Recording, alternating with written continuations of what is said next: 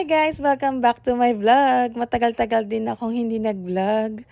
Ngayon ipapakita ko sa inyo kung anong ganap sa dental appointment ni Migs at ni Gab. Pagdating namin dito sa dental clinic, inasikaso na nila kami agad kasi may appointment kami. So after ni Gab na ma-x-ray, dumiretso na agad kami dito sa room para masimulan na yung procedure niya. Magpapatit cleaning si Gab at si Migs today. Pero bago simulan yung procedure, in-x-ray ulit si Gab ng 4 times. So, i-update ko lang kayo dun sa dental benefits na meron kami ngayon. Noong first year namin dito sa Canada, nagpalinis kami ng ngipin, kaming buong family. So, as in, 100% coverage yung dental namin. As in, wala kaming binayaran. Pero nung nag 1 year na kami dito sa Canada and ongoing years, so, nagbago na yung insurance benefits namin. Yung dental laboratory, libre pa rin, pero yung procedure ay hindi na. So, ibig sabihin,